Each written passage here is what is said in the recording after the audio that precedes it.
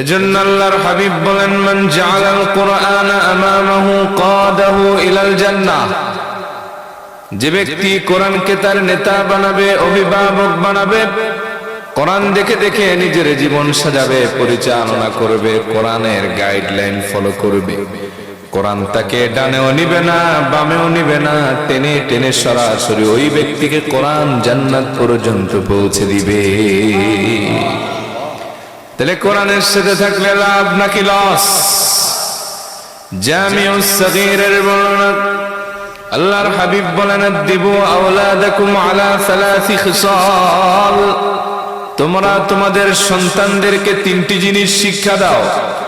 এক নম্বরে হুব্বি নবীকুম, তোমার নবীর ভালোবাসা। দুই নম্বরে হুব্বি আহলে বাইতি, তোমার নবীর আহলে বাইতের ভালোবাসা। তিন নম্বরে কিরাআতিল কুরআন, তোমার সন্তানকে কোরআন তেলাওয়াত শিক্ষা দাও। فإن حملة القرآن في ظل الله يوم لا ظل إلا ظله مع أنبيائه وأصفيائه। কেননা তুমি যদি তোমার সন্তানকে কোরআন শেখাও, আর কোরআনটা যদি একবার তার সিনার ভেতরে ঢুকে যায়, কিয়ামতের কঠিন ময়দানে, রোজ মাহশারে, যেই দিন আল্লাহর আরশের ছায়া ছাড়া কোনো ছায়া থাকবে না, ওই দিন তোমার সন্তানটি নবী এবং ওলিদের সাথে একত্রে আল্লাহর আরশের ছায়া তলে অবস্থান করবে। الذين هم في صلاتهم خاشعون والذين هم عن اللغو معرضون صدق الله العظيم وصدق رسوله النبي الحبيب الكريم ونحن على ذلك لمن الشاهدين والشاكرين والحمد لله رب العالمين إن الله وملائكته يصلون على النبي يا أيها الذين آمنوا صلوا عليه وسلموا تسليما اللهم صل على سيدنا مولانا محمد وعلى آله مولانا मेरा दिल तड़प रहा है, मेरा जल रहा है सीना, ये दवा वही मिलेगी मुझे, ले चलो मदीना। अल्लाहुम्मा सल्ली अला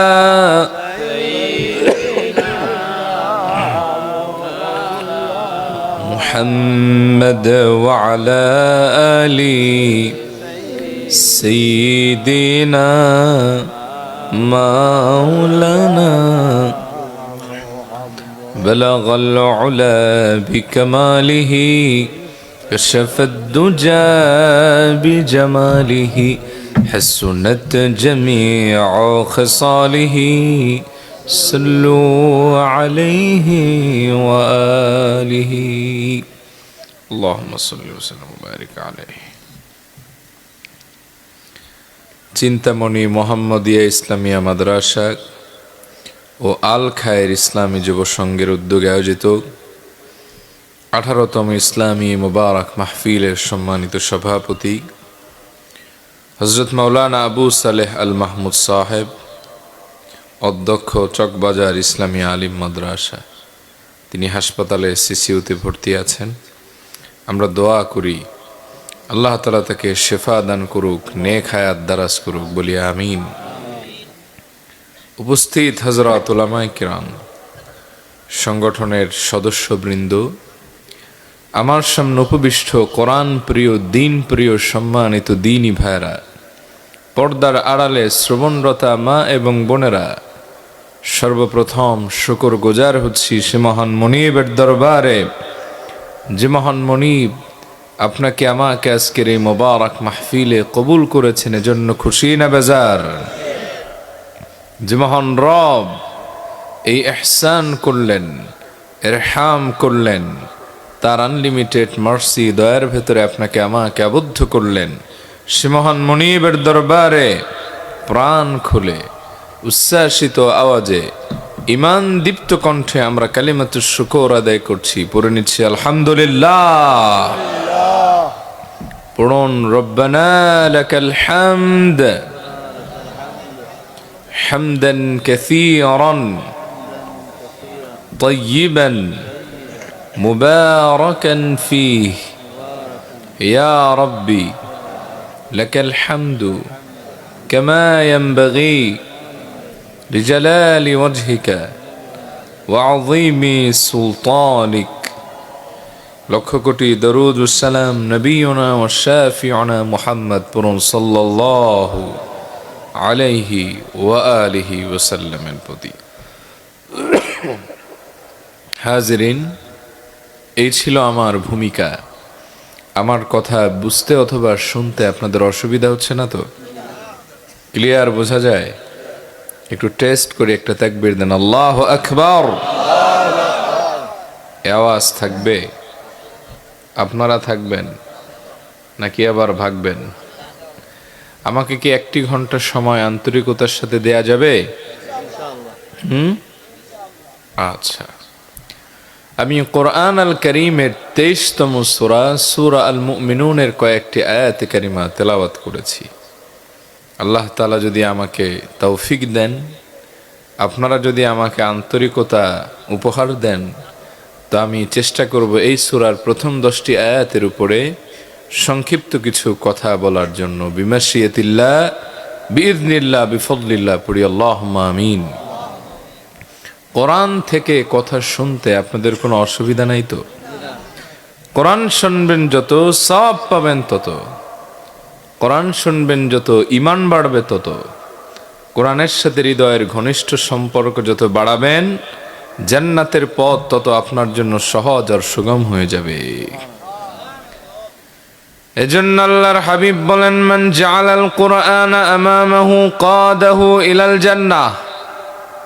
যে ব্যক্তি কোরআনকে তার নেতা বানাবে, অভিভাবক বানাবে, কোরআন দেখে দেখে নিজের জীবন সাজাবে, পরিচালনা করবে, কোরআনের গাইডলাইন ফলো করবে, কোরআন তাকে ডানেও নিবে না, বামেও নিবে না, টেনে টেনে সরাসরি ওই ব্যক্তিকে কোরআন জান্নাত পর্যন্ত পৌঁছে দিবে।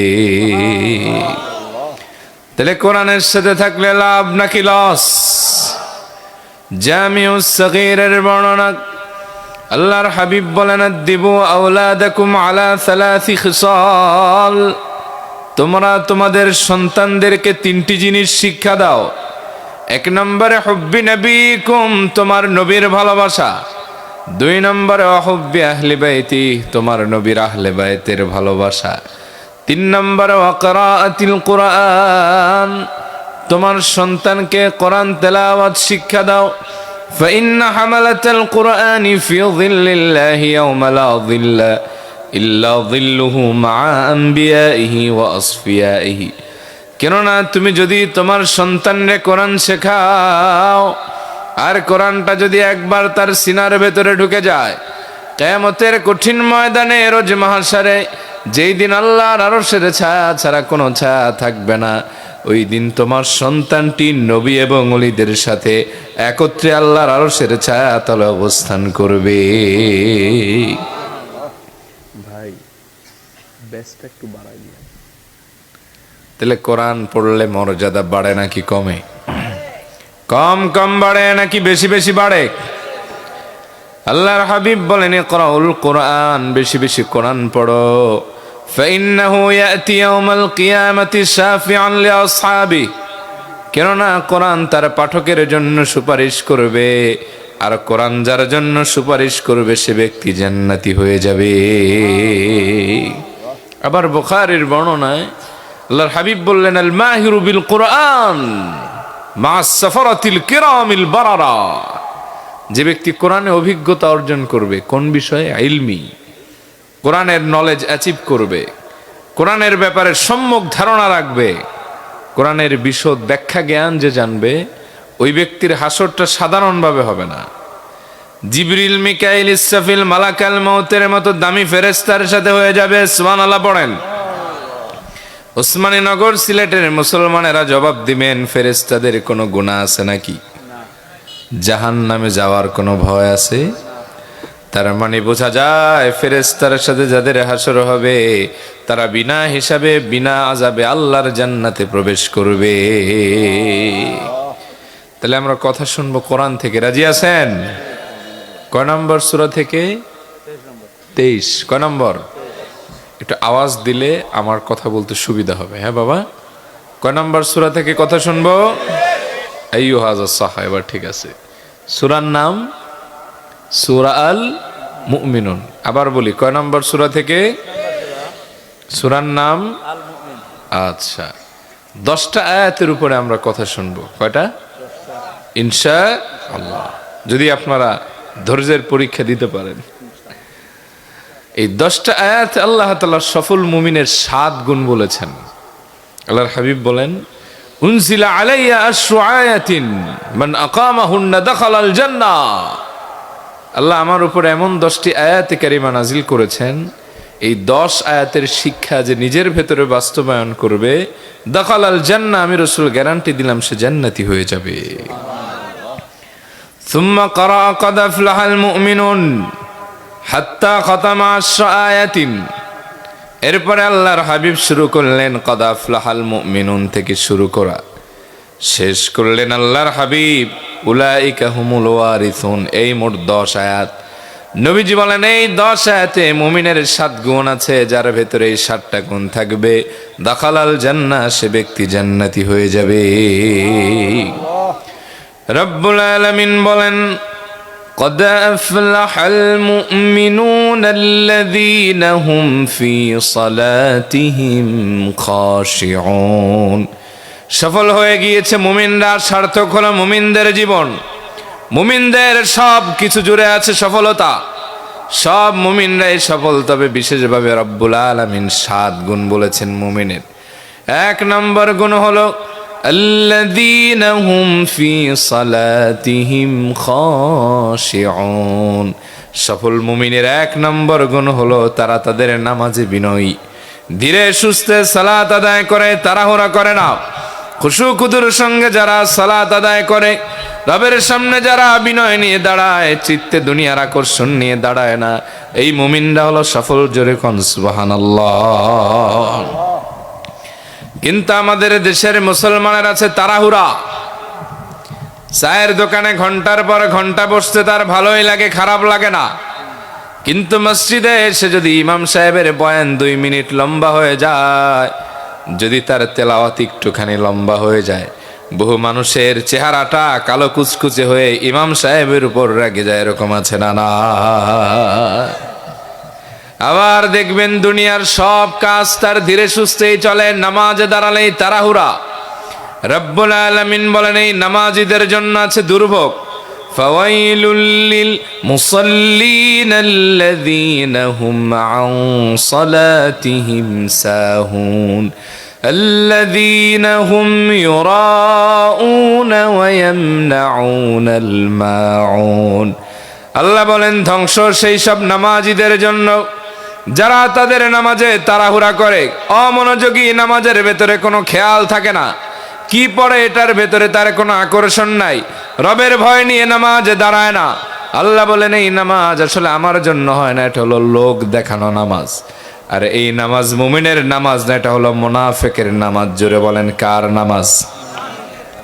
আল্লাহ বলেন, মুনাফিক যখন নামাজে দাঁড়ায় হেয়ালি পানা নিয়ে দাঁড়ায়, বেখেয়ালি হয়ে দাঁড়ায়।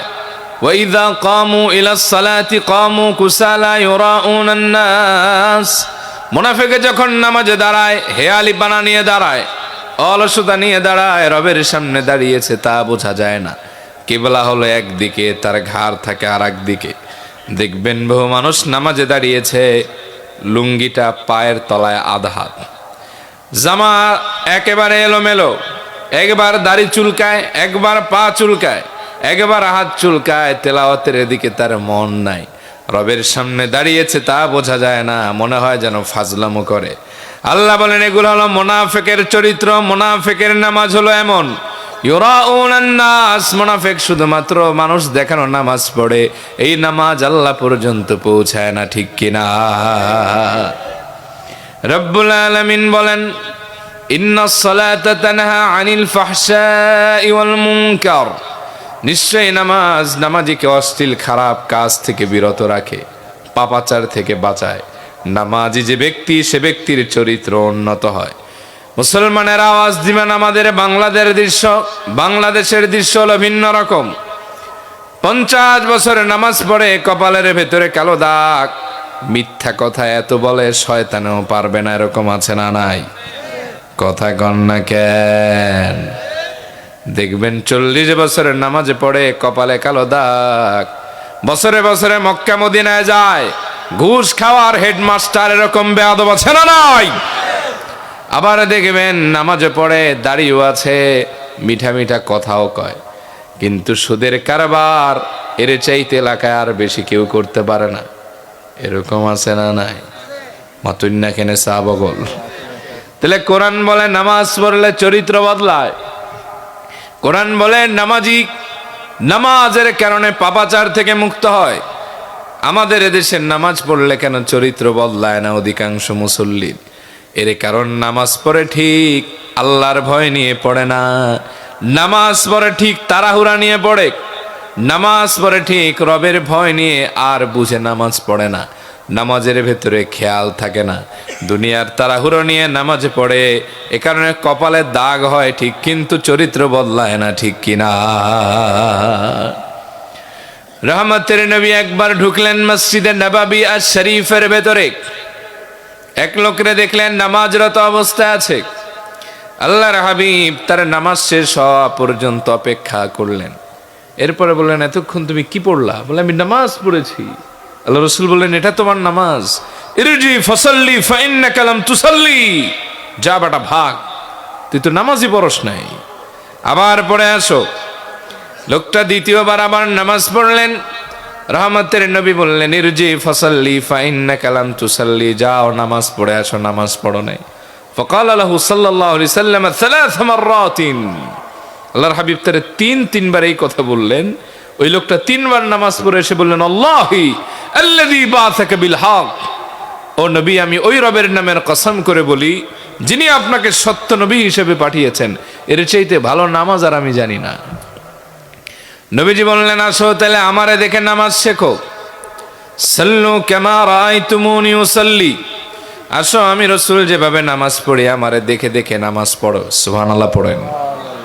এবার নবীজি তারে ট্রেনিং দিলেন, আল্লাহু আকবার বলে হাত বাঁধবা, এরপরে সানা পড়বা, সানা পড়ার পরে ফাতিহাতুল কিতাব, সূরা ফাতিহাটা পড়বা। কোরআনের যে অংশ তোমার জন্য সহজ মনে হয় সেখান থেকে পড়ো। এরপরে রুকুটা করবা তাড়াহুড়া ছাড়া, রুকুতে গিয়ে তোমার রবের প্রশংসা করবা, সুবহান রাব্বিয়াল আযীম। এরপরে সোজা হয়ে দাঁড়াবে, তাড়াহুড়ো করবে না।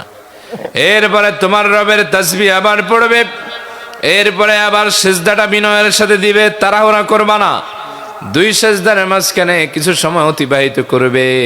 এভাবে ধীরে সুস্থে যেই নামাজ পড়বে, ওই নামাজ হলো আমি রাসূলের দেখানো নামাজ। সুবহানাল্লাহ। উবাদা ইবনে সামিতের বর্ণনা, আল্লাহর হাবিব বলেন, খামসু সালাওয়াতিন ইফতারাদাহুন্নাল্লাহ, 5 ওয়াক্ত নামাজ আল্লাহ আমাদের উপর ফরজ করেছেন। এই 5 ওয়াক্ত নামাজে যে ব্যক্তি গুনে গুনে মাত্র 4টা কাজ করবে, তার জন্য মহা পুরস্কার আছে। 1 নম্বরে মান আহসানা উযুআহুন্না, যে ব্যক্তি সুন্দর করে ওযু করবে। 2 নম্বরে ওয়াসাল্লাহুন্না লিওয়াক্তিহিন্না, সময়ের ভেতরে সময় হওয়ার সাথে সাথে সালাত আদায় করবে। 3 নম্বরে ওয়াতাম্মা রুকুআহুন্না, গোটা নামাজের রুকুগুলি আল্লাহর ভয়ে করবে, তাড়াহুড়া করবে না, বিনয়ের সাথে করবে। ওয়া তাম্মা খুশুআহুন্না, সিজদা সহ গোটা নামাজটা আল্লাহর ভয়ে পড়বে। এই চার কাজ যে করবে, কানা লাহু আলাল্লাহি আহদুন, আল্লাহর পক্ষ থেকে তার জন্য একটা ওয়াদা আছে, তা হলো আইয়াগফিরা লাহ, আল্লাহ পাক ওই বান্দাকে মাফ করে দিবে। ওমান লাম ইয়াফআল যালিক ফালাইসা লাহু আলাল্লাহি আহদুন ইন শাআ আযাবা ওয়া ইন শাআ গফারা লাহ। এই চার কাজ যে করবেন, আল্লাহর তার জন্য কোনো ওয়াদা নাই, কমিটমেন্ট নাই, প্রতিশ্রুতি নাই। আল্লাহ চাইলে তারা আযাবও দিতে পারে, চাইলে ক্ষমাও করে দিতে পারে। এই চার কাজ কি বেশি কঠিন? কিয়ামতে আল্লাহ তাআলা এটা বলবে না যে বান্দা কত হাজার রাকাত নামাজ পড়েছে, কত লক্ষ রাকাত, এটা ওজন করো, এটা বলবে, কিন্তু বলবে না যে গণনা করো। তখন দেখা যাবে কারো 20 রাকাত নামাজ কারো 200 রাকাত নামাজের চাইতে ভারী হয়ে যাবে। চিল্লা এখন ঠিক কিনা? এজন্য আল্লাহর হাবিব বলেছেন, মা মিন আহাদিন ইয়াতাওয়াদ্দাউ ফায়ুহসিনুল উযু ওয়া ইউসাল্লি রাকাতাইন ইউকবিলু বিকলবিহি ওয়া ওয়াজহি আলাইহিমা ইল্লা ওয়াজাবাত লাহুল জান্নাহ। তোমাদের কেউ যদি সুন্দর করে ওযু করে, একনিষ্ঠভাবে একাগ্রচিত্রে মাত্র 2 রাকাত নামাজ পড়ে, ইল্লা ওয়াজাবাত লাহুল জান্নাহ, এই 2 রাকাত নামাজ আদায়ের কারণে তার জন্য জান্নাতটা ওয়াজিব হয়ে যাবে। আপনার আমার নামাজের সীমাহীন তাড়াহুড়া, মনে হয় যেন নামাজে আসছি তো জেলখানায় বন্দি, এরকম আছে না নাই? এই যে সামনে রমজান মাস, দেখবেন এক মসজিদে একই টাইমে তারাবি শেষ হয়। একদিন যদি 2-4 মিনিট বেশি হয়ে যায়, সালাম ফিরানোর পরে মসজিদ আর মসজিদ থাকে না, মাছের বাজারের হই হুল্লা শুরু হয়ে যায়, ঠিক না? আপনার আমার নামাজের ভেতরে সীমাহীন তাড়াহুড়া। আরে সাহাবায়ে কেরামের নামাজ কেমন ছিল, আমি আপনাদের একটা হাদিস শুনবেন? অসুবিধা হচ্ছে বাবা? কথা কি বোঝা যায়? আল্লাহর হাবিব 5ম হিজরির শেষ দিকে অথবা 6ষ্ঠ হিজরির শুরুতে, 2টি মতনক্য আছে। আল্লাহর হাবিব একটা যুদ্ধ করলেন, যুদ্ধের নাম যাতুর রিকা। কি নাম? যাতুর রিকা। 2 উপত্যকার মাঝখানে একটা যুদ্ধ হয়েছে। এই যুদ্ধে মুসলমানের সংখ্যা ছিল ঐতিহাসিকদের মতে 400, কেউ কেউ বলেছেন 700। তারিখে দিমাশক ইবনে আসাকির লিখেছেন 800 মুসলমান ছিল। ওই যুদ্ধে একজন কাফেরের স্ত্রী মুসলমানদের হাতে নিহত হয়ে যায়, তবে সুনান আবু দাউদের বর্ণনায় আছে আহত হয়ে যায়। ওই কাফের স্ত্রী হত্যার বদলা নেওয়ার জন্য মরিয়া হয়ে ওঠে। সে ওয়াদা করে, যতক্ষণ আল্লাহর হাবিবের সাহাবীদের রক্তপাত না করব, এক ঢোক পানি পান করব না, খাবার খাবো না, মাথার চুলও আশ্রাবো না। জোরে কন্যা নাউজুবিল্লাহ। যুদ্ধ শেষ হয়ে গেল। রহমতের নবী বীরের বেশে মদিনাতুত তাইয়্যিবায় রওনা করলেন। পথিমধ্যে গভীর রাত হয়ে গেল। রহমতের নবীর আদত মোবারক ছিল, গভীর রাতে নবীজি রাতের বেলায় মদিনায় প্রবেশ করতেন না। সাহাবীদেরকে বললেন, সাহাবীরা আজ আর মদিনায় যাব না, এই জায়গায় তাঁবুর ব্যবস্থা করো, খাবারের ইন্তজাম করো, ঘুমাবো এখানে, বিশ্রাম নিয়ে সকালে যাব। সব আয়োজন কমপ্লিট হয়ে গেল। এবার রহমতের নবী বললেন, ও সাহাবীরা, তোমাদের মাঝে আমি এমন একজন গোলামকে দেখতে চাই, যেই ব্যক্তি সারা রাত দাঁড়িয়ে দাঁড়িয়ে দিনের পাহারাদার হবে, আর আমরা একটু নিশ্চিন্তে ঘুমাবো। এমন কে আছো? দাঁড়াও। এ কথা বলতে একজন সাহাবী দাঁড়ায় গেলেন, বললেন, লাব্বাইক ইয়া রাসূলুল্লাহ, ওগো আল্লাহর হাবিব, আমি দাঁড়াতে চাই। এই সাহাবীর নাম আব্বাদ ইবনে বিশর আল আনসারী, আনসারী সাহাবী। ওনারে দেখে পেছন থেকে আর একজন দাঁড়িয়েছেন।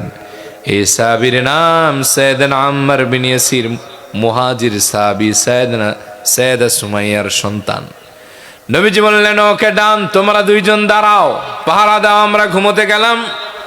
এবার 2 সাহাবী একজনে আর একজনের বলতে লাগলেন, ভাই রে, রাত অনেক লম্বা, তুমি আমি 2 জন যদি একত্রে পাহারা দেই কষ্ট হয়ে যাবে, তার চাইতে আসো ভাগাভাগি করে পাহারাটা বন্টন করে নেই।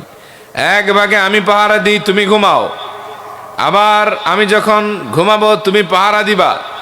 হযরত আব্বাদ বিন বিশর বললেন, আইউলাইনে আহাব্বু ইলাইকা ইয়া আম্মার, ও ও আম্মা, রাতের কোন অংশ তোমার ভালো লাগে আমারে বলো, আমি তোমার এখতিয়ারে ছেড়ে দিব, হয়তো পাহারা দাও আর না হয় ঘুমাও। সাইয়েদনা আম্মার বললেন, আব্বা প্রথম অংশে আমি একটু ঘুমাই, তুমি পাহারা দাও, দ্বিতীয় অংশে আমি পাহারা দিব, তুমি মন ভরে ঘুমাবে। সুবহানাল্লাহ। সাইয়েদনা আব্বা দাঁড়ায় গেলেন পাহাড়ায়, নিসফুল লাইল অতিক্রম করলেন। রাত অর্ধ রজনী পার হওয়ার পরে যখন তাহাজ্জুদের সময় ঘনিয়ে এলো, সাইয়েদনা আব্বা দাঁড়িয়ে দাঁড়িয়ে চিন্তা করতে লাগলেন, সময়টা হলো তাহাজ্জুদ পড়ার, রবের সঙ্গে ভালোবাসা নিবেদন করার।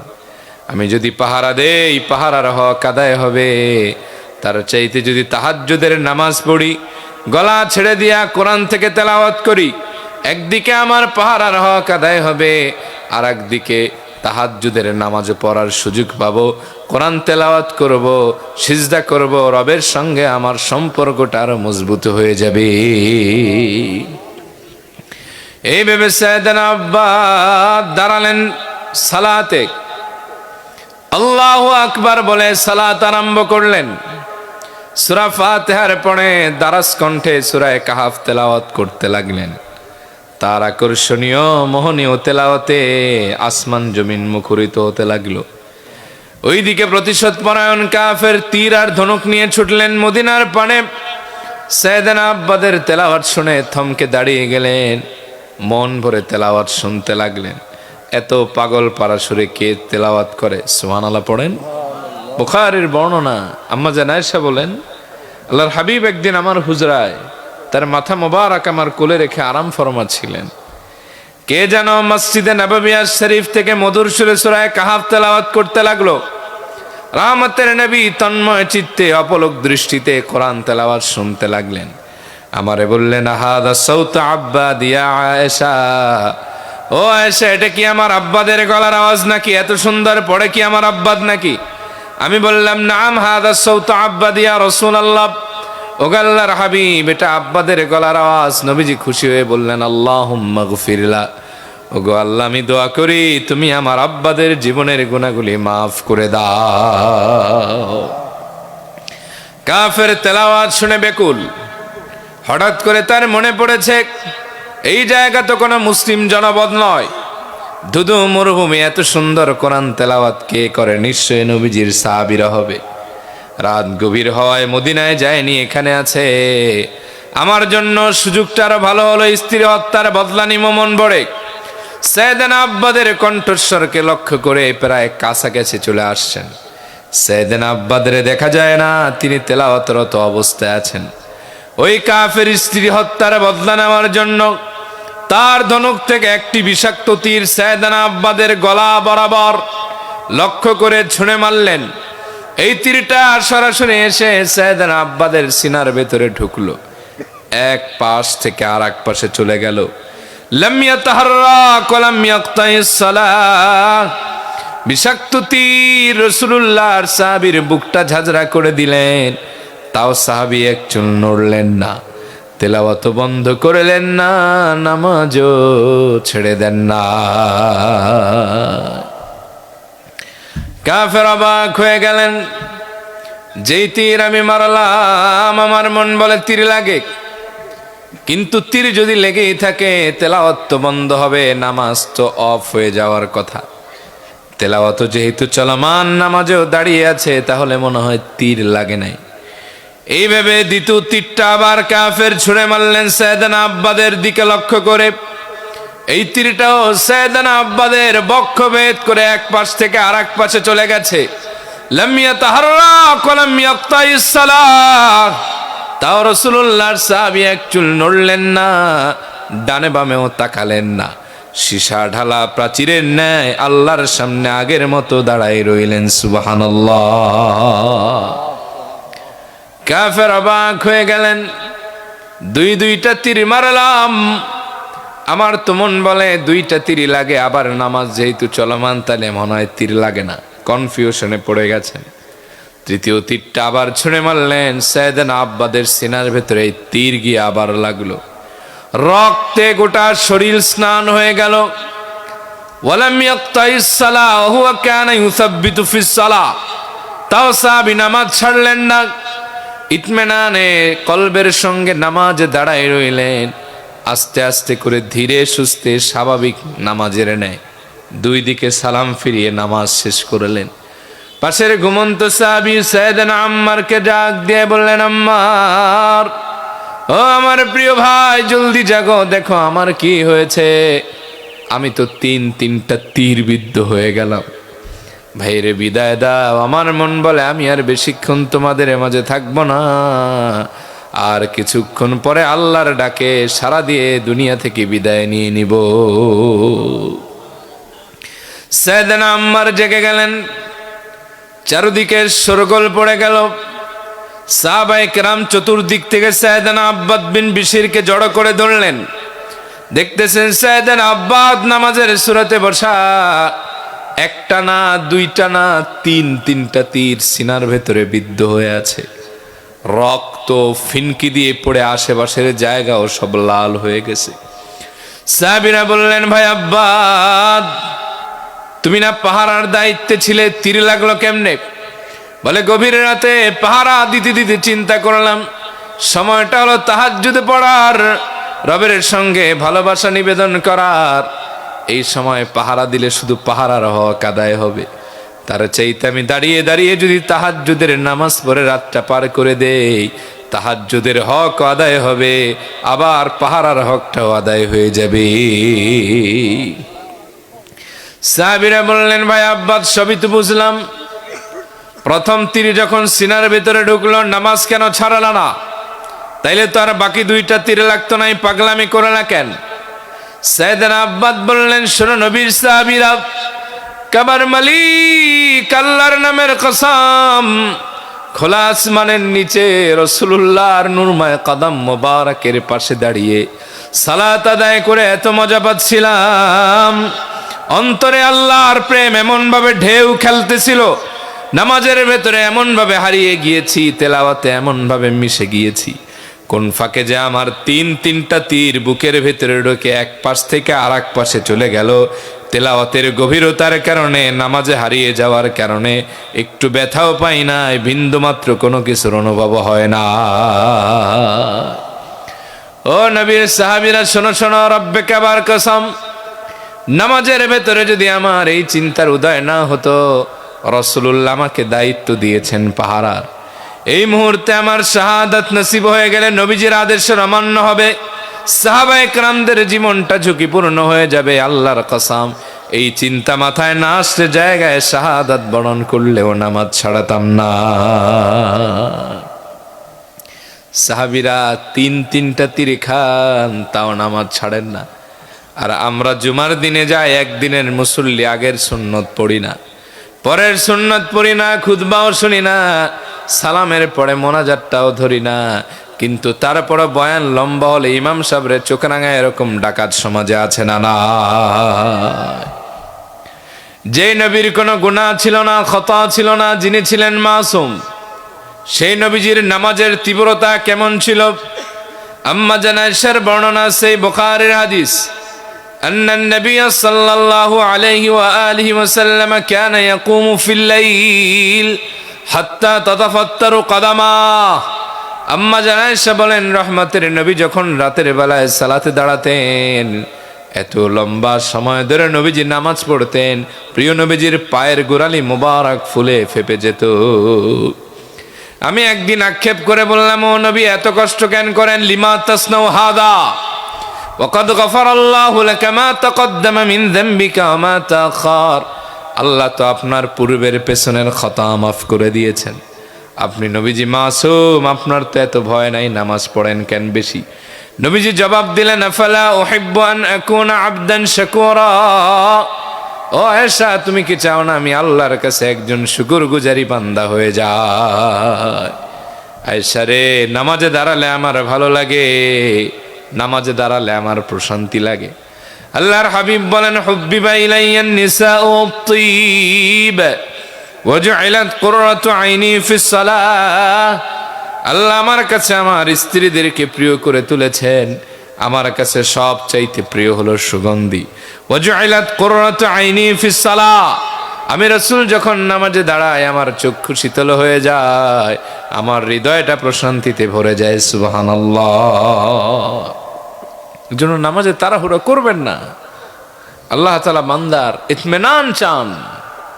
বান্দা যত ধীরে সুস্থে সালাত আদায় করবে, ওই সালাতের মর্যাদা আল্লাহর কাছে তত বেশি বেড়ে যাবে। সুবহানাল্লাহ কইতে মন চায় না? এজন্য তাড়াহুড়া যাতে না আসে, নামাজে 4টা দোয়া 4 জায়গায় সেট করবেন। কয়টা? বিশেষ করে নফল নামাজ, সুন্নত নামাজ, তাহাজ্জুদ, ইশরাক, আওয়াবিনে বেশি বেশি পড়বেন। রাজি আছেন? 1 গায়রিল মাগদুবি আলাইহিম ওয়ালাদ-দাল্লিনের পরে আমিন পড়বেন। পড়েন তো একবার। আপনারা মনে হয় ঘুমান না? তাহলে এতগুলি মানুষ আওয়াজ দিলে তো আকাশ বাতাস কাঁপার কথা। তাহলে গায়রিল মাগদুবি আলাইহিম ওয়ালাদ-দাল্লিনের পরে কি পড়বেন? এবার ঠিক আছে। সেই বুখারীর বর্ণনা, আল্লাহর হাবিব বলেন, ইযা ক্বালা আহাদুকুম আমিন, যখন তোমাদের কেউ বলে আমিন, ফাকালাতিল মালাইকাতু ফিস সামাই আমিন, তখন আকাশের ফেরেশতারাও তার সাথে সাথে আমিন বলে। যার আমিন বলাটা আকাশের ফেরেশতার সাথে মিলে যায়, গুফিরা লাহু মা তাকাদ্দামা মিন যামবি, আল্লাহ তার জীবনের সব গুনাহ মাফ করে দেন। তাহলে পড়বেন নাকি ছাড়বেন? 2 নম্বরে সামি আল্লাহু লিমান হামিদার পরে রব্বানা লাকাল হামদ পড়বেন। পড়েন তো একবার। রব্বানা লাকাল হামদের অর্থ জানেন? যখন আপনি বলেন, ইমাম সাহেব বলে বা আপনি বলেন সামি আল্লাহু লিমান হামিদা, এর অর্থ হচ্ছে যে ব্যক্তি আল্লাহ তাআলার প্রশংসা করে, আল্লাহ তার প্রশংসা শুনেন। তখন আমরা বলি রব্বানা, হে আমাদের রব, প্রশংসা আপনার জন্য, আপনি প্রশংসিত। সেই মুসলিমের বর্ণনা, আল্লাহর হাবিব বলেন, ইযা ক্বালাল ইমামু সামি আল্লাহু লিমান হামিদা, যখন ইমাম সাহেব বলবে সামি আল্লাহু লিমান হামিদা, কুলু রব্বানা লাকাল হামদ, তখন তোমরা বলো রব্বানা লাকাল হামদ। কারণ তোমরা যখন রব্বানা লাকাল হামদ বলো, আকাশের ফেরেশতারাও তোমাদের সাথে সাথে সাথে রব্বানা লাকাল হামদ বলে। যার রব্বানা লাকাল হামদ বলাটা আকাশের ফেরেশতার সাথে মিলে যায়, আল্লাহ আবার তার জীবনের গুনাহগুলি মাফ করে দেন। রব্বানা লাকাল হামদের পরে 3 নম্বর দোয়া পড়বেন। পড়েন, হামদান কাসীরান তাইয়িবান মুবারাকান ফীহ। পারেন না? আল্লাহর হাবিব একবার সালাত আদায় করছিলেন, হাদিসের ব্যাখ্যা আসছে এই সালাতটা ছিল সালাতুল মাগরিব। সাহাবায়ে কেরাম পিছনে নবীজি ইমামতি করছেন, লিডিং দিচ্ছেন। এক সাহাবী বলে ফেললেন, হামদান কাসীরান তাইয়িবান মুবারাকান ফীহ। নবীজি নামাজ শেষ করে বললেন, মান কাইলুন, এই কথা কইছে কি? সাহাবী আর ডরে কোনো কথা কয় না। এক বর্ণনা আছে 3 বার নবীজি তালাশ করছেন। সাহাবী দেখলেন বেয়াদবি হয়ে যেতে পারে, তিনি বললেন, আনা কাইলুন, এই কথা আমি কইছি।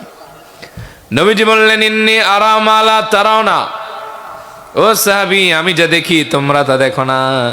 যখন তুমি তোমার রবের প্রশংসায় হামদান কাসীরান তাইয়িবান মুবারাকান ফী বললা, আকাশের 30-এর অধিক ফেরেশতা আমি দেখলাম তোমার আমলনামায় সব লেখার প্রতিযোগিতা শুরু করে দিয়েছে। আর 4 নম্বর দোয়া, 2 সিজদার মাঝখানের দোয়া। কোন জায়গার দোয়া? পড়েন।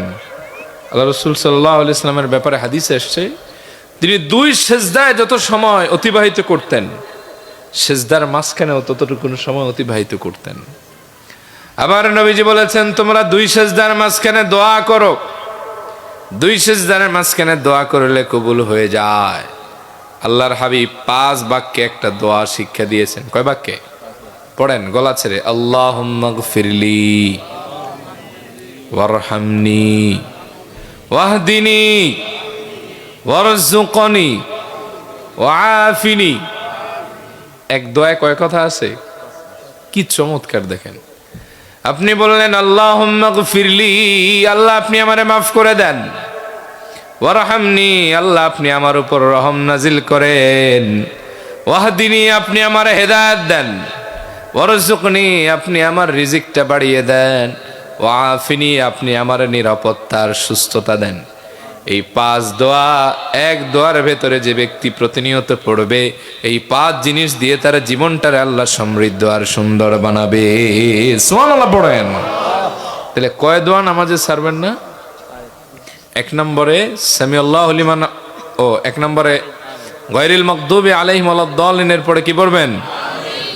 সামিআল্লাহু লিমান হামিদার পরে রব্বানা লাকাল হামদের পরে হামদান কাসীরান মুবারাকান, মাশাআল্লাহ। এরপরে 2 সিজদার মাঝখানে দোয়া আছে না নাই? কোন দোয়া যেন? আল্লাহুম্মা গফিরলি পড়েন, ওয়ারহামনি ওয়াহদিনি ওয়ারযুকনি ওয়াআফিনি। এবার প্রশ্ন হলো, হুজুর আমাদেরও তো মন চায় দিলটারে আল্লাহর দিকে ঝুঁকিয়ে দিয়ে নামাজ পড়ি, মন শুধু আনচান করে নানান দিকে চলে যায়, এরকম আছে না? তো প্রশ্ন হলো, how to set my mind in salah, কিভাবে আমি আমার মনটাকে নামাজে ধরে রাখবো? 6টা পদ্ধতি অ্যাপ্লাই করবেন, ইনশাআল্লাহ নামাজে মনটা স্থির বানায় দিবে কে? 1, নামাজে দাঁড়ানোর পূর্বে নিয়তকে সহি করবেন, বিশুদ্ধ নিয়তে নামাজ পড়বেন। ইন্নামাল আমালু বিন্নিয়াত, সব কাজ নিয়তের উপর নির্ভরশীল। নিয়ত ভালো যার, আমল ভালো তার। আল্লাহর হাবিব বলেন, নিয়াতুল মুমিনিনা খায়রুম মিন আমালি ফি রিওয়ায়া আও ইবাদাতি, মুমিনের নিয়ত হলো আমলের চাইতে ইবাদতের চাইতে উত্তম। এজন্য যখন নামাজে দাঁড়াবেন নিয়তকে সহি করবেন, এই নামাজটা কার জন্য পড়ছেন? ইন্না সালাতি ওয়া নুসুকি ওয়া মাহইয়ায়া ওয়া মামাতি লিল্লাহি রাব্বিল আলামিন।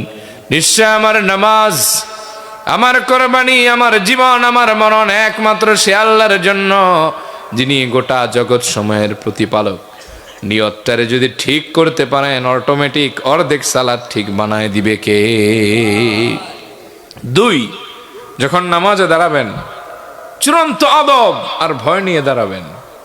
আল্লাহ বলছেন, ওয়াকুমু লিল্লাহি কানিতিন, বান্দা তুমি যখন তোমার রবের সামনে, আমার সামনে দাঁড়াও, চূড়ান্ত আদববান হয়ে ভয় ভীতি নিয়ে দাঁড়াও। এখন আপনি বুঝবেন কেমনে ভয় কারে কয়? আল্লাহর হাবিব হাদিস জিবরিল এই ব্যাখ্যাও দিয়ে দিয়েছেন, আন তা'বুদাল্লাহা কান্নাকা তারাহু ফাইন লাম তাকুন তারাহু ফাইন্নাহু ইয়ারাক। তুমি এমন ভাবে তোমার রবের ইবাদত করো যেন তুমি তোমার রব আল্লাহরে দেখতেছো। যদি আল্লাহরে না দেখো, আল্লাহ পাক তোমাকে দেখতেছেন, এই ভয় অন্তরে সঞ্চারিত করো। কোন ব্যক্তি যদি মনে করে আমি আল্লাহরে দেখি অথবা আল্লাহ আমারে দেখে, তার ইবাদত থেকে মন হারায় যেতে পারে না। মানুষ পীরের সামনে গেলে আদব দেখায়, নেতার সামনে গেলে তৈল মর্দন করে, নিম্নবিত্ত উচ্চ মানুষের কাছে গেলে দেখবেন বিনয় দেখায়। তো রবের সামনে আপনি দাঁড়িয়েছেন, আপনার ভেতরে সেই ভাব আর বিনয় যদি না আসে, বুঝতে হবে কোনো জায়গায় ঝামেলা আছে, ঠিক না? 3 নম্বর, যখন নামাজে দাঁড়াবেন চূড়ান্ত প্রস্তুতি নিয়ে দাঁড়াবেন, মনে করবেন এটা এই জীবনের শেষ নামাজ। জোরে বলেন, কোন নামাজ?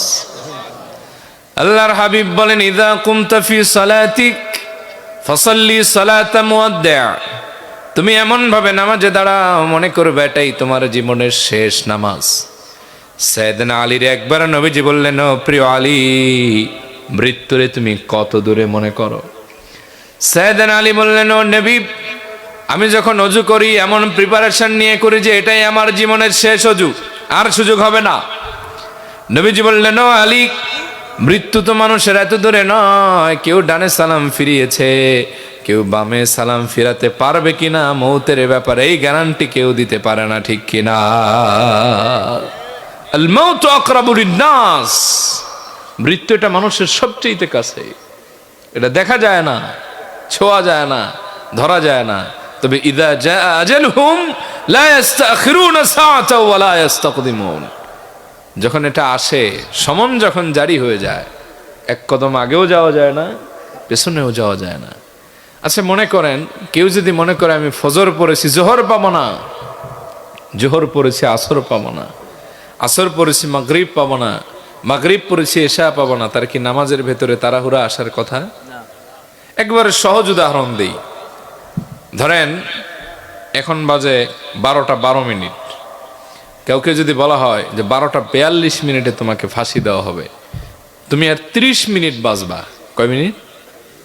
এই 30 মিনিটের ভেতরে তুমি শেষ নামাজ পড়ো, শেষবার রবের কদমে সেজদা দাও, শেষবার আল্লাহর কাছে ক্ষমাটা চেয়ে নাও। This is your last chance. এরপরে আর সুযোগ নাই। একদিকে তার ফাঁসির রশি, কনফার্ম মৌত, আর একদিকে হলো তার জীবনের শেষ নামাজ। বুঝে বলবেন এই নামাজের ভেতরে কি তার দুনিয়ার কোনো আকর্ষণ আসতে পারে? জোরে বলেন। যখন মানুষ মনে করে যে আমি আর বাঁচব না, আমার আর সুযোগ নাই, তখন দুনিয়া একদিকে থাকে, তার চিন্তা থাকে আর একদিকে। এই ব্যক্তির অজুর মতো দামি অজু আর কারো হবে না। এই ব্যক্তির মতো হৃদয়ে কোমলতা হয়তো অনেক মানুষেরই আসবে না। যখন নামাজে দাঁড়াবে তার দুনিয়ার কোনো আকর্ষণ থাকবে না। সূরা ফাতিহা পড়ে কান্নায় ভেঙে পড়বে, রুকুতে গেলে উঠতে চাইবে না, সিজদায় গিয়ে এমন ভাবে রবের কাছে ক্ষমা চাইবে যে এই 2 সিজদা করতে করতে তার পুরা সময়টাই চলে যাবে, ঠিক কিনা? কারণ এটাই তার জীবনের কোন নামাজ? শেষ। 4, যাক্কির আল মাউত ওয়া আনতা ফিস সালাহ। আপনি যখন নামাজে দাঁড়াবেন তখন মৌতের কথা চিন্তা করবেন। কিসের কথা? কোন সময় ভাবছেন ভাই? হ্যাঁ, ভাইবেন ভাইবেন। সাইয়েদনা সুলাইমান আলাইহিস সালাতু ওয়াস সালাম নাম শুনছেন না? ওনার বাবার নাম কি জানেন? সাইয়েদনা দাউদ। নাম কি? ওয়ারিসা সুলাইমান ও দাউদ। আল্লাহ বলছেন আমি সুলাইমান রে দাউদ আলাইহিস সালামের উত্তরসূরি বানাইলাম। এই গোটা বিশ্ব যারা পরিচালনা করছেন তার ভিতরে একজন হচ্ছেন সাইয়েদনা সুলাইমান আলাইহিস সালাম। শুনতেছেন বাবা? কষ্ট হচ্ছে নাকি শেষ করে দিব? হ্যাঁ, আচ্ছা। সাইয়েদনা সুলাইমান ওনারে যখন সিংহাসন বুঝাই দিবে, তো তাফসীরের কিতাবে আসছে ওনারা ছিল 18 বা 19 ভাই। কয় ভাই? এই 18 বা 19 ভাই সবাই চায় সিংহাসন, কিন্তু সিংহাসন পাবে কয়জন? আল্লাহ বললেন যে ইলমি যোগ্যতার ভিত্তিতে হবে। কিসের ভিত্তিতে? আল্লাহ তাআলা সাইয়েদনা জিবরিলে পাঠালেন। শুনতেছেন ভাই? একটু ডিস্টার্ব মনে হইতেছে। হ্যাঁ, আচ্ছা। 4টা প্রশ্ন করছেন। কয়টা? 1, কোন জিনিস খুঁটি ছাড়া দাঁড়ানো? 18 ভাই এরা আর পারে নাই। এইটা আবার কি? সাইয়েদনা সুলাইমান রে বলছেন তুমি বলো তো। সাইয়েদনা সুলাইমান বললেন আল্লাহুল্লাযী রাফা'আস সামাওয়াতি বিগাইরি আমাদিন তারাউনাহা। মহামান্য আল্লাহ তাআলা তো তিনি যিনি খুঁটি ছাড়া 7 আকাশকে উপরে দাঁড় করায় রাখছেন, যেটা আমরা দেখতে পাই। সুবহানাল্লাহ কইবেন না? 2 নম্বর প্রশ্ন ছিল কোন জিনিস একবার চলে গেলে আর ফিরে আসে না? 17 সন্তান কিংবা 18 সন্তান কেউই পারে নাই। সাইয়েদনা সুলাইমান রে বললেন বাবা তুমি তো বলো এটার অ্যানসার কি হবে? সাইয়েদনা সুলাইমান বলেন যেই জিনিস অর্থাৎ যেই সময় হায়াত থেকে একবার হারিয়ে যায় এই সময়টা আর জিন্দেগিতে বারবার ফিরে আসে না। Time and tide wait for none. কারোর জন্য এটা অপেক্ষা করে না। গুজরা হুয়া দিন ওয়াপাস নেহি আতা। যেটা একবার চলে গেছে ওটা আর আসে না, স্মৃতিতে থেকে যায়। হাজার চিৎকার মেরেও কি শৈশবে যেতে পারবেন?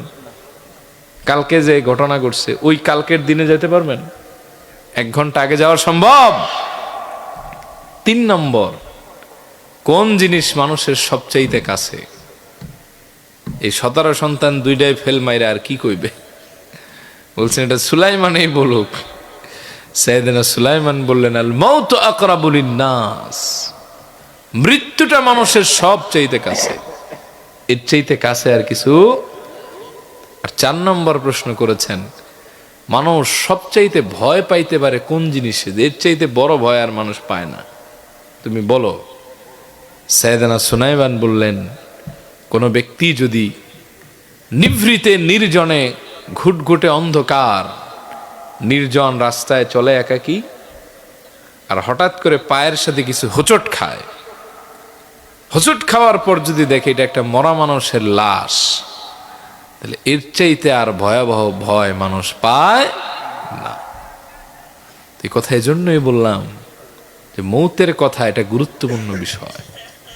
যাক্কির আল মাউত ওয়া আনতা ফিস সালাহ, আপনি যখন নামাজ পড়বেন মৌতের কথা ভাইবেন, দেখবেন মনটা অটোমেটিক ঠিক হয়ে যাবে, মনটা রানচান করবে না। আমার মাত্র 31 এজ, দাড়ি পাইকা শেষ,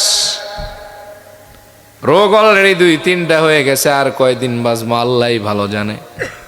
ভয়াবহ অ্যাক্সিডেন্ট করেছি লাইফে 3 বার, বেঁচে আছি, এটা বোনাস লাইফ।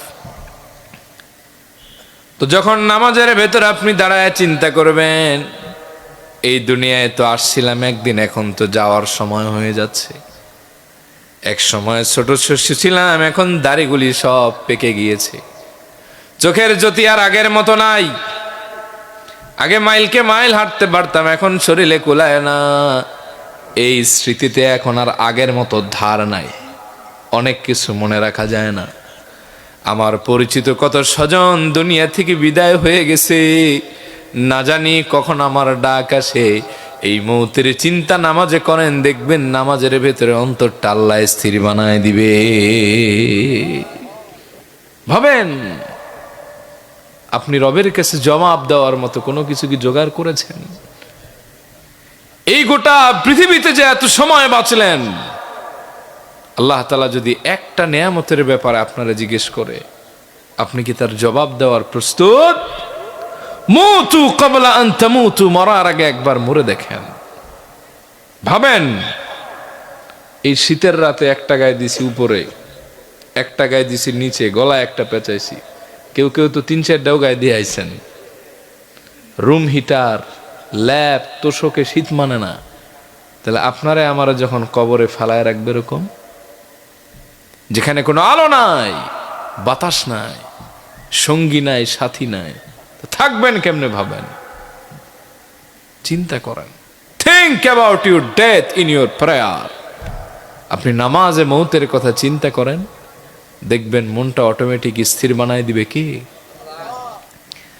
এজন্য যখন নামাজ পড়বেন মৌতের কথা চিন্তা করবেন, দুনিয়ার আকর্ষণ আল্লাহ কমায় দিবে। সাইয়েদনা আব্দুল্লাহ ইবনে ওমর বলেন, আখাযা রাসূলুল্লাহ সাল্লাল্লাহু আলাইহি ওয়া আলিহি ওয়াসাল্লাম বিমানকিবি,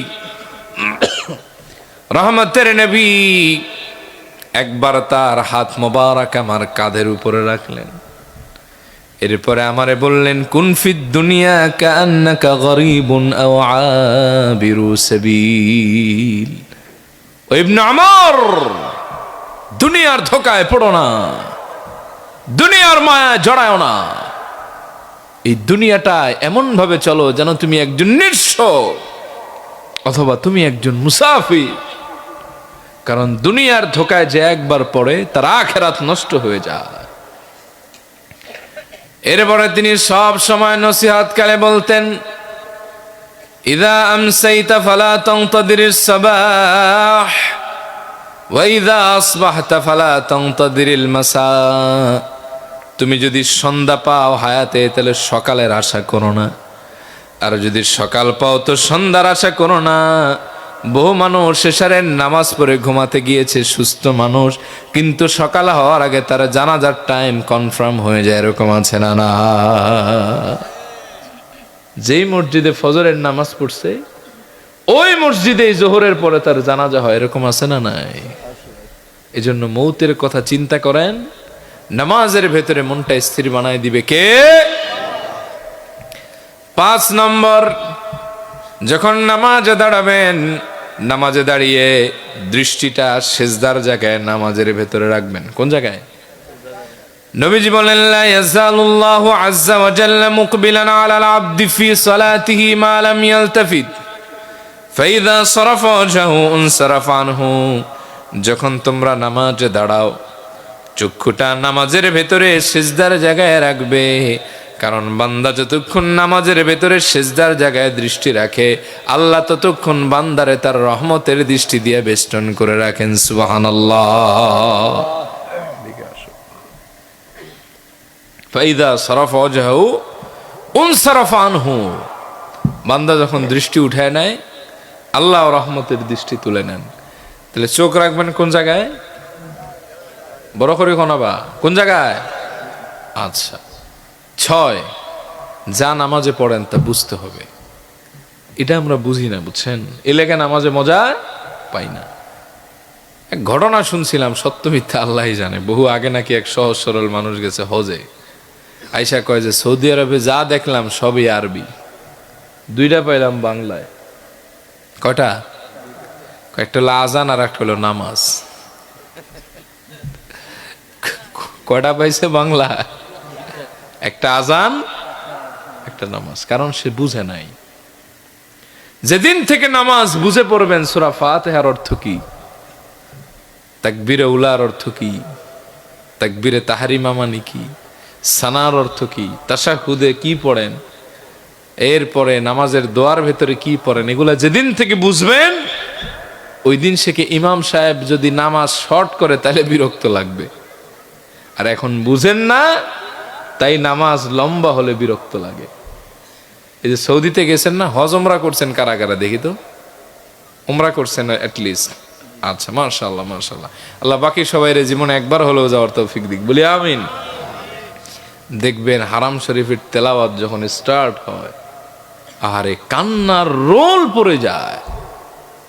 আরবিদের দেখা যায় জুতা লয়ে মাথাবের ভিতরে ঘুরতেছে, কিন্তু তেলাওয়াতের সময় তাদের চোখ বেয়ে এমন ভাবে পানি ঝরে, ওই দৃশ্য দেখলেও কান্না আসে। এর কারণ এরা জুতা পায়ে দিয়া মাথাফে ঘুরতে পারে, এটা নাকি অনেক মাযহাবে জায়েজ, আমি ক্লিয়ার জানি না। তবে তাদের ওই যে ভাষা বোঝে, রব কোন জায়গায় কোন ভাব বুঝাইতে চেয়েছেন ওটা তাদের হার্টে গিয়ে টাচ করে, চোখ অশ্রুসিক্ত হয়ে যায়। যেদিন থেকে আপনিও নামাজ পড়বেন বুঝে, সেদিন থেকে মক্কা মদিনার কথা বলতে হবে না, এ দেশের মানুষও চোখ দিয়া পানি ফেলে বুঝে নামাজ পড়ে আত্মতৃপ্তি পাবে। কথা বলেন ঠিক কিনা? জীবনে তো কত বই পড়লেন, নামাজ শিক্ষার একটা ছোট বই কিনেন না ভাই, ভালো সহি সুন্নাহ পদ্ধতির নামাজ শিক্ষা। কোন সময় কোনটা করবেন দেওয়া আছে, কোন দোয়ার কি অর্থ দেওয়া আছে, কি ফজিলত দেওয়া আছে, দেখবেন তখন আপনার আকর্ষণ বেড়ে যাবে নামাজে ইনশাআল্লাহ। তাহলে 1 নম্বরে যেন কি ঠিক করবেন সবাই কোন? 2 নম্বরে এমন ভাবে দাঁড়াবেন কারে আপনি দেখতেছেন, আল্লাহরে যদি না দেখেন কে আপনারা দেখতেছে? এটাই জীবনের কোন নামাজ? 4 নম্বরে নামাজে দাঁড়ায় কিসের কথা স্মরণ করবেন? বড় করে হোনা বা চিনি দিলাই তো নানি। আচ্ছা, 5 নম্বরে চক্ষু কই রাখবেন। 6 নম্বরে যা পড়েন তা ইনশাআল্লাহ শেষ করে দিব না, আর এক আয়াত শোনাবো।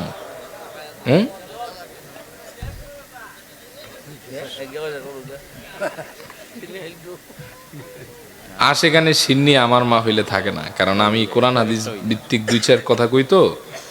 আর সেখানে সিন্নিরা ওয়াজ শুনতে চায় না, এরা সিন্নির আগে এমন ভাবে হামতাম করে ওই মুসল্লির মতো যে হারার বছর খবর না, ঈদের নামাজ পড়ে আগে।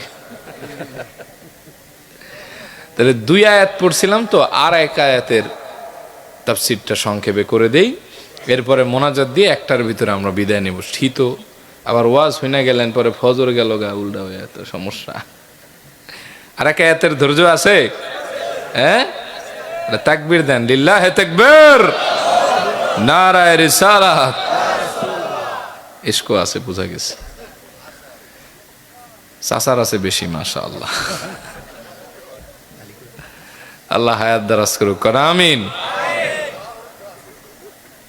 মাশাআল্লাহ মাশাআল্লাহ।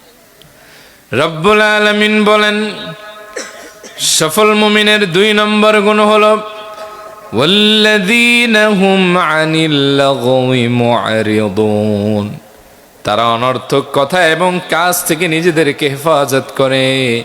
এমন মানুষ যারা সফল মুমিন হলো তারা সুবহানাল্লাহ, তারা অনর্থক কথা বলে না, অনর্থক কাজ করে না, তারা জবানের হেফাজত করে, তাদের হাতকে অনর্থক কাজ থেকে হেফাজত করে, তাদের চিন্তায় অসার কিছু নাই, বরং তারা যা চিন্তা করে যা করে সবটা হচ্ছে মূল্যবান। সুবহানাল্লাহ পড়েন।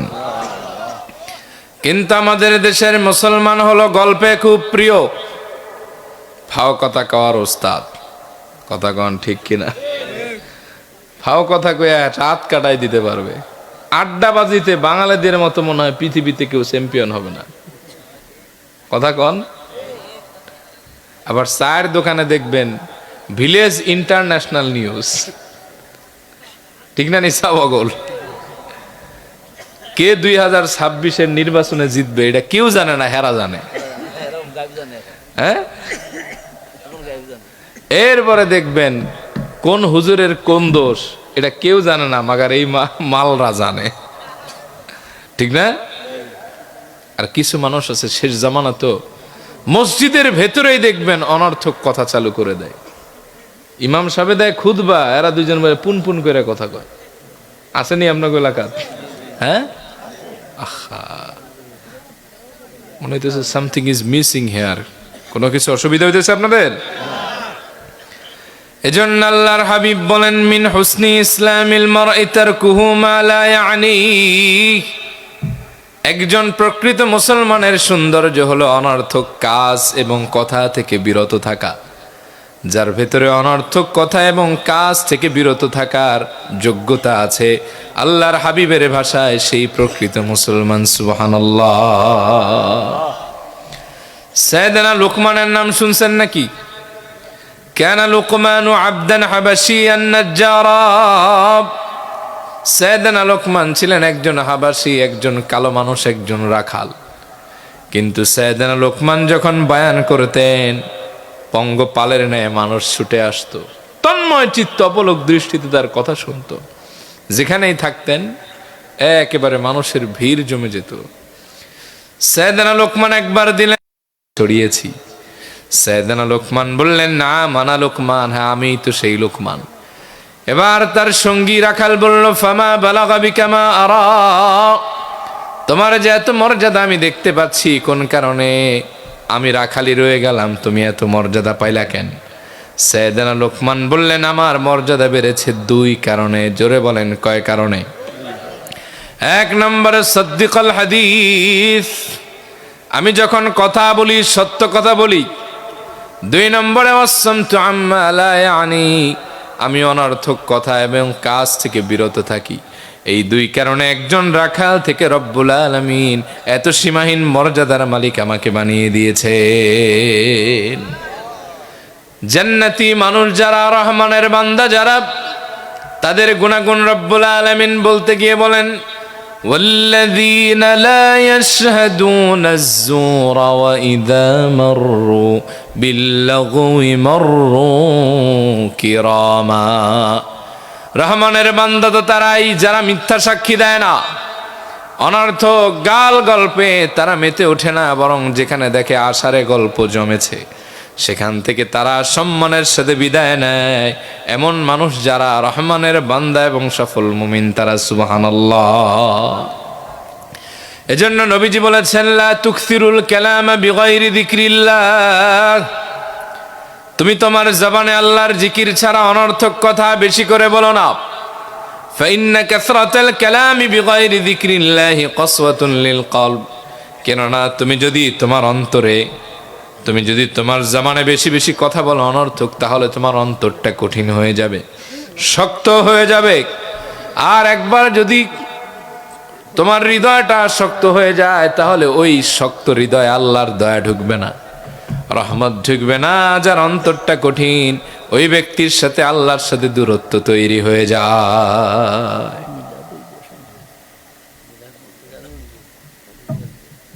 মিলাদ তো পড়বে নেই, এটা তো আমরাই পড়বো, সমস্যা নাই, মাথায় আছে। শুনতেছেন? আচ্ছা, ইন্টারাপ্ট করলে তখন ফিল নষ্ট হয়ে যায়। তো যাই হোক, আমি আর লাস্ট একটা হাদিস শোনায় খালাস, কিসসা তামাম ইনশাআল্লাহ। জান্নাতে মানুষের কোনো আফসোস থাকবে না, বুঝছেন? একটা আফসোস ছাড়া। কয়টা? যখন দেখবে নিজের পরিচিত লোক আপার ক্লাস জান্নাতে আছে, লোয়ার ক্লাস, তখন বলবে, আরে দুনিয়ায় যদি আরেকটু জিকির করতাম, অনর্থক সময়টা যদি কাজে লাগাইতাম, তাহলে আজকে আমারও এই অবস্থান থাকতো। যেন নবীজি বলেছেন, নি'মাতানি মাগবুনুন ফীহিমা কাসীরুম মিনান নাস, আস-সিহহাতু ওয়াল ফারাগু। মানুষকে আল্লাহ তাআলা দুইটা জিনিস দিচ্ছেন শ্রেষ্ঠ নেয়ামত, আর এই দুইটাই মানুষ ক্ষতিগ্রস্ত করে, এই দুইটার অপব্যবহার করে। একটা হলো সুস্থতা, আর একটা হলো অবসর। এজন্য আল্লাহর হাবিব বলেন, আরবাউন ইযা কুন্না ফীক ফালা আলাইকা মা ফাতাকা মিনাদ দুনিয়া। চারটি জিনিস যদি তোমার ভেতরে থাকে, গোটা দুনিয়া তোমার থেকে হারিয়ে গেলেও তোমার কোনো লোকসান নাই। কটা জিনিস? এক নম্বরে হিফযু আমানাতিন, আমানত রক্ষা করা। দুই নম্বরে ওয়াসিদকু হাদিসিন, সত্য কথা বলা। তিন নম্বরে হুসনু খলিকাতিন, উত্তম চরিত্র। আর চার নম্বরে আইফাতুন ফি তুমা, হালাল এবং প্রশস্ত রিজিক। এই চারটা জিনিস তোমার কাছে থাকলে গোটা দুনিয়া চলে যাক, তাও তোমার কোনো লোকসান নাই। সুবহানাল্লাহ। নবীজি জন্য বলেছেন, জবান হেফাজত করো। মান ইয়াদমান লি মা বাইনা লাহিয়াইহি ওয়া মা বাইনা রিজলাইহি আদমান লাহুল জান্নাহ। যে ব্যক্তি তার দুই চলের মধ্যবর্তী জিহ্বা আর দুই রানের মধ্যবর্তী লজ্জাস্থানকে হেফাজত করবে, আমি নবীজি নিজেই তার জান্নাতের জিম্মাদার এবং গ্যারান্টার হয়ে যাব। এই জন্য অনর্থক কথা বলবেন কম, জবানে তেলাওয়াত করবেন বেশি, জিকির করবেন বেশি, অনর্থক কাজে জড়াবেন না, নিজের হেফাজত করবেন। অনেক মানুষ আছে জবানের অপব্যবহার এত বেশি করে, এই জবান তারে জাহান্নামে নিয়ে যাবে। আল্লাহ রাসূলকে প্রশ্ন করা হয়েছে, কোন জিনিস মানুষকে বেশি জাহান্নামে নিবে? বলছে দুই জিনিস, এক আল ফামু ওয়াল ফারাজু, ঠোঁট আর লজ্জাস্থান। আল্লাহ আমাদেরকে আমলের তৌফিক দান করুক, বলি আমিন। সাদাকাল্লাহুল আযীম ওয়া সাদাকা রাসূলুহুন নবিয়ুল হাবিবুল কারীম ওয়া নাহনু আলা যালিকা লামিনাশ শাহিদিন ওয়াশ শাকিরিন আলহামদুলিল্লাহি রাব্বিল আলামিন। আসেন আমরা আল্লাহর হাবিবের শানে একটু সালাতু সালাম পেশ করি। ইয়া নবী সালাম আলাইকা, ইয়া রাসূল সালাম আলাইকা, ইয়া হাবিব সালাম আলাইকা, সালাতুল্লাহ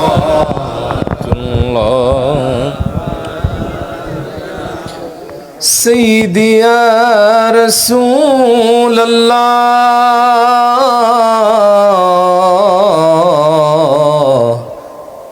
ওয়া সাইয়্যিদি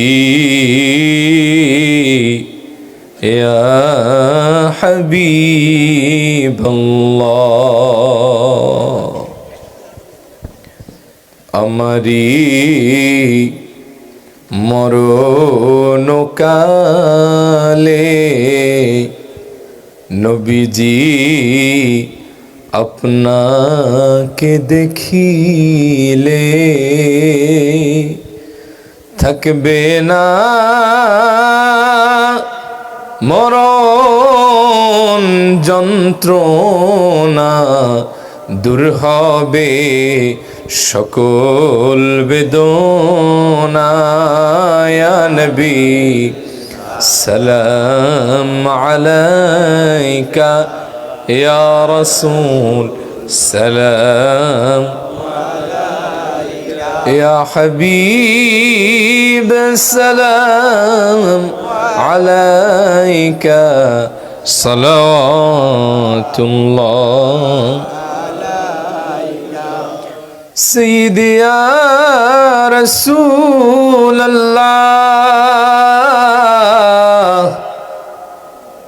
উম্মতের দরদি ওয়া ইয়া হাবিবাল্লাহ।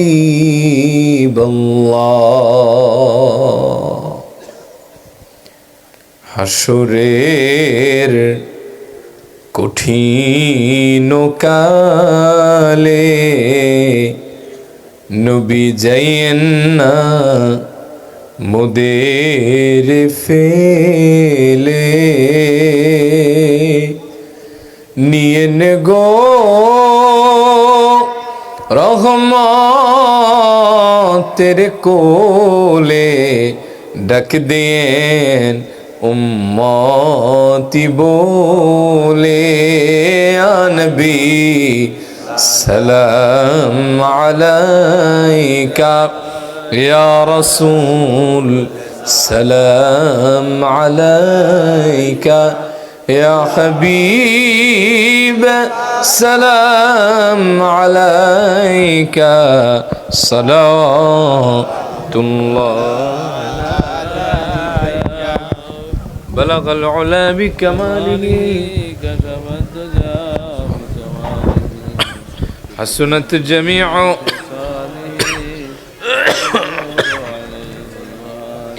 الصلاة والسلام عليك يا رسول الله الصلاة والسلام عليك يا حبيب الله الصلاة والسلام عليك يا شافع المذنبين الصلاة والسلام عليك يا رحمة للعالمين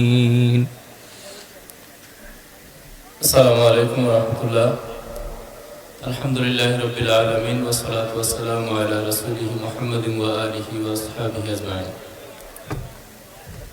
চিন্তামণি মোহাম্মদিয়া ইসলামিয়া হাফিজিয়া মাদ্রাসা এবং আল খায়ের ইসলামী যুব সংঘর উদ্যোগে আয়োজিত চিন্তামণি গ্রামবাসীর আয়োজনে আজকের এই মাহফিল প্রথম থেকে আমরা যে শেষ পর্যন্ত এসে সুন্দরভাবে সমাপ্তির দিকে যাচ্ছে সেজন্য আমি মহান আল্লাহ পাক রব্বুল আলামিনের দরবারে শুকরিয়া জ্ঞাপন করছি আলহামদুলিল্লাহ